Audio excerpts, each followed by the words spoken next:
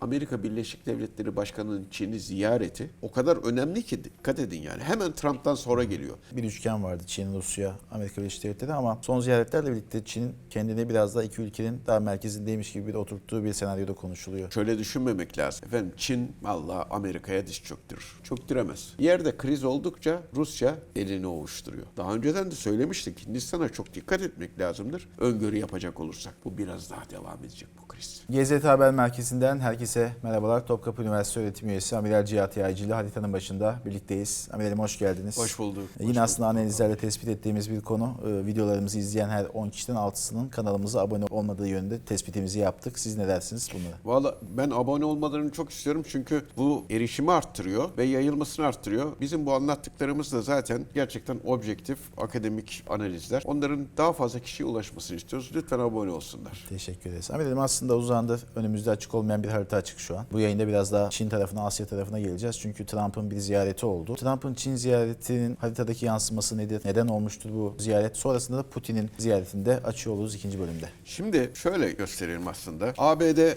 ve Çin. Yani şuradan da uzanabilirler birbirlerine ama şöyle de baktığınız zaman durum bu. Şimdi burada aslında Amerika Birleşik Devletleri ve Çin baktığınız zaman nereden bakarsanız bakın dünya ekonomisine domine eden iki tane devletten bahsediyoruz. Neden? Çünkü ABD dünya üretiminin yaklaşık gayri safi hasılası dünyanın üretim gücü diyelim. %15'i Amerika tarafından üretiliyor. Ama Çin artık %30-32 civarına geldi. Üretim kapasitesi açısından diyorum. Yani üretim gücü. Şimdi peki gayri safi yurt içi hasılası dersek Amerika Birleşik Devletleri 27 trilyon dolar civarında bir gayri safi yurt içi hasılasına sahip. Çin bu kadar üretim kapasitesi olmasına rağmen 17 trilyon civarında şu anda. Yani bir de bu gerçek var.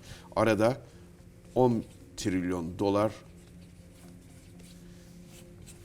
Amerikan lehine bir durum var. Şimdi ama şu bir gerçek. Bunlar birbirlerine çok bağımlılar. Her ne kadar rakip gibi görünseler de aslında bir bağımlılık var birbirlerine. Amiralim hangi sahalarda rakip gibi görülüyordu haritada? Şimdi rakip gibi görülüyorlar çünkü ekonomide bir kere birbirlerine rakipler. Ekonomik olarak çok ciddi şekilde rakipler. Aynı zamanda Pasifik bölgesinde rakipler. Şimdi Orta Doğu bölgesinde rakipler ve Çin Asya'da zaten dominant güç. Afrika'da Çin'in muazzam yatırımları var. Afrika'da Avrupa'yla özellikle rakipler. Avrupa'da ABD ile Çin rakip. Afrika'da Avrupa ile Çin daha çok rakip. Orta Doğu'da ABD, Çin ile rakip. Dünyada ABD, Çin birbiriyle rekabet içerisinde. Ama şimdi şöyle bir şey söyleyeyim. Çin dünyada düşünün yani %40 ilaç ham maddesi Çin'den geliyor. %40. Yani dünya sağlığının %40'ı aslında Çin'e bağımlı. Çok önemli. %70-80 bu güneş panelleri ki yenilenebilir enerjide Çin acayip baskın. Ve yani Çin'in işte bu gene %40 artı elektrikli arabalarda ciddi bir dünyada liderliği var. Batarya konusu dünyada lider. Ve daha önemlisi bu nadir element işlemede %80-90 Çin hakim. Bu nadir element işleme konusu o kadar kritik bir konu ki füzelerden bilgisayarlara, sağlıktan ulaşıma, her şeyde bu nadir elementler var. Yani nadir element işleme kapasitesini elinde tutan Çin, nadir element konusunda dünyaya ambargo uygulasa dünya krize girer. Ki Trump'ın da her zaman gündeminde olan bir konu nadir elementler. Tabii zaten bağımlılığı azaltmak istiyor. Yani bağımlılığı azaltmak istiyor. Bir kere şöyle Amerika'yla Çin arasında yaklaşık 700 milyar dolarlık ticaret hacmi var. 700 milyar dolarlık. Ama bu 700 milyar doların yaklaşık 550'si Çin'den Amerika'ya ve 150-200'ü Amerika'dan Çin'e. Yani aslında Amerika-Çin ilişkisinde Çin karlı. Çin karlı. Ama Amerika üretimini Çin'e bağlamış durumda. Üretim bakımından. Çünkü buradan ham madde geliyor aynı zamanda. Hani bu nadir elementler de dahil olmak üzere, güneş panelleri dahil olmak üzere, bataryalar dahil olmak üzere şunlar bunlar. Elektronik malzemeler mesela tüketim malzemeleri konusu. Tam aslında Ama günlük hayata dokunan günlük ürünler. günlük hayata dokunan. Ve yalnız şöyle düşünmemek lazım. Efendim Çin vallahi Amerika'ya diş çöktürür. Çöktüremez. Neden çöktüremez? Çin de Amerika'ya bağlı. Çünkü Çin'in en önemli pazarı Amerika. Yani pazar Çin için ABD, ABD için Çin. Şimdi Amerika Birleşik Devletleri dese ki ben Çin mallarına ambargo koyuyorum. Ki bu savaş esnasında daha öncesinde biliyorsunuz bu tarife savaşları başlamıştı. İran'a saldırı öncesinde. Dikkat ederseniz bunların hepsi birbiriyle bağlantılı. Yani İran saldırısı öncesi bu tarifelerin yükseltilmesi, yani bir şekilde köşeye sıkıştırma. Aslında ben İran'a saldıracağım ama sen ses çıkartma. Ben sonra tarifeleri sana düşürürüm. Yani tarife konusunu bir pazarlık konusu yapma durumu söz konusu. Yani tarife, yani vergi, gümrük vergisi Çin'e karşı ABD tarafından İran Savaşı öncesi kullanıldı. Şimdi Amerika Birleşik Devletleri Başkanı Trump Çin'e gitti ve dedi ki ya ben İran'a vuruyorum İsrail'le beraber, sen buna pek ses çıkartma. Neden ses çıkartma? Dedi ki çünkü ben İran'a vururken senin bana ihraç ettiğin mallar vardı ya dedi. Ben onlarda tarife yükseltmiştim ya dedi. Ben onları düşüreceğim dedi. Amerika Birleşik Devletleri Başkanı Trump'ın hani Xi Jinping çok sevinecek, bana sarılacak dediği haberler var ya, bir tanesi bu. Ben tarifeyi düşürüyorum. Dolayısıyla sen rahatla, bak pazarımı tekrar sana açtım. Zaten benim de ihtiyacım var ama onu söylemiyorum diyor. Benim de ihtiyacım var ama söylemiyorum. Tarifeyi düşürüyorum. Peki diyor, bu Basra Körfezi'nden sen petrol alıyorsun. Bu da senin petrol ihtiyacının %20'si.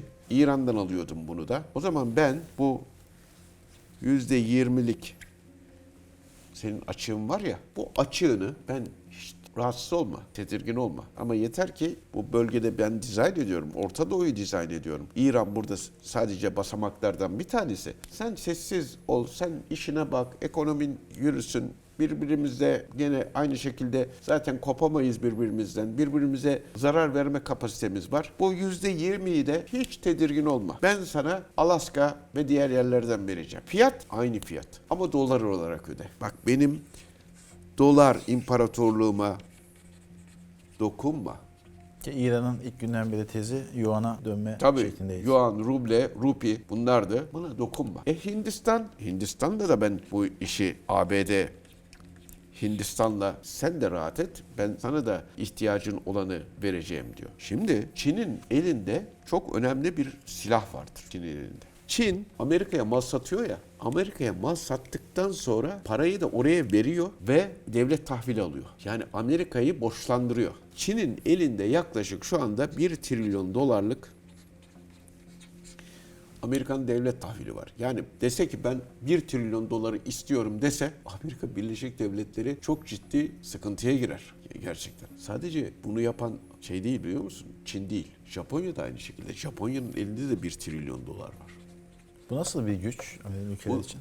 Bu şöyle bir güç. Bir anda dese ki al devlet tahvilini, ver parayı bana dese, Amerikan ekonomisi çok ciddi sarsılır. Ya bu borçlandırma. Yani karşı tarafı borçlandırıyor. Ben senden tahvil alıyorum, parayı veriyorum ama istediğim zaman onu alırım diyor. Şimdi bu borç verme yani. Aldığı parayı Amerika'ya borç olarak veriyor. Şimdi bazıları şöyle düşünebilir. Efendim o zaman Amerika'da doları basar, basıp da verir. İşte bastığı zaman doların çok ciddi değer kaybına uğrar ve doların kıymeti kalmaz. Amerika onu da yapamıyor. Yani doların belli bir değerde tutulması lazım. O bakımdan bunu tekrar dikkate almak lazım. Şimdi burada çok önemli bir husus daha vardır. Tayvan meselesi. Tayvan meselesi. Bu ziyarette Amerika Birleşik Devletleri Çin'in Tayvan'ı, yani asıl Çin burasıydı biliyorsunuz eskiden. Sonradan değişti. Tayvan, tek Çin politikası vardır Çin'in. Tayvan benimdir diyor. Ama burada dünyanın en büyük çip üretim tesisleri var. Çipler burada üretiliyor. Amerika Birleşik Devletleri'nin ilgisi Tayvan'a biraz Tabii önemlidir. buradan, yani burayı Amerikan şirketleri de çip fabrikasına dönüştürmüş, çip üretim merkezi dönüştürmüş durumda. Ya Amerika'nın birçok firması burada faaliyet gösteriyor. Artı Amerika Tayvan'ı kullanarak hem Pasifik'e hem de Çin'i çevreleme aktörü olarak kullanıyor yani. Tayvan, Amerika Birleşik Devletleri Tayvan'ı Birleşmiş Milletler'den çıkmasına neden olmuş ise de, Tayvan her ne kadar şu anda Birleşmiş Milletler üyesi değil ise de, Tayvan Amerika Birleşik Devletleri'nin bu bölgedeki bir müttefiki ve Çin her an Tayvan'ı bir fırsat kollayıp işgal edebilir. Fakat bu aslında pek de hani kaçınılmaz bir durum gibi gözüküyor. Yani eninde sonunda Çin Tayvan'a pençesini atacak gibi. Ama bu tür ziyaretler, yani Amerika Birleşik Devletleri Başkanı'nın Çin'i ziyareti aslında Tayvan'a saldırıyı erteletmek amaçlı da. Yani bunu da dikkate almak lazım. Ama diğer yandan bir husus daha var. O husus şu: Amerika Birleşik Devletleri ile Çin arasında ilişki ne kadar iyileşirse Rusya o kadar tedirgin oluyor.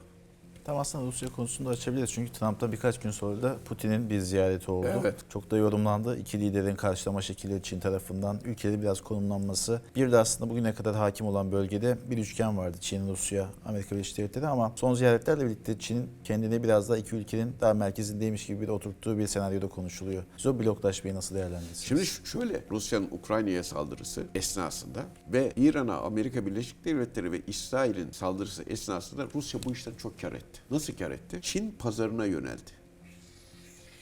Ve Çin'le ilişkilerini, ticari ilişkilerini bayağı iyi geliştirdi. Petrolünü ve diğer madenlerini, şusunu busunu Çin'e daha yüksek fiyattan da pazarladı. Hürmüz Boğazı kapandıkça aslında Rusya elini ovuşturuyor. Yerde kriz oldukça Rusya elini ovuşturuyor. Efendim, tahıl konusunda sıkıntı oldukça elini ovuşturuyor. Tabii bu, yani bu aslında hani Rusya'yı da eleştirecek kimsenin durumu yok. O da bir devlet, o da kendi menfaatine bakıyor. Şimdi ama Amerika ile Çin anlaşırsa Rusya Çin pazarını kaybedebilir. Neden? Amerika eğer ucuz petrol verirse, mesela Çin'e ucuz verirse ve Çin'e diğer maddeleri de verirse, o zaman Rusya pazar kaybeder. Rusya'nın en büyük pazarı Çin şu anda ve Hindistan. Dikkat edersen yani Amerika Birleşik Devletleri hem Çin'i dengeliyor, hem Rusya'yı dengeliyor, hem de Hindistan'ı da arada kullanıyor. Hindistan, daha önceden de söylemiştik, Hindistan'a çok dikkat etmek lazımdır. Hindistan muazzam politikayı izliyor. Muazzam politika izliyor. Nasıl muazzam politika izliyor? En fazla silahı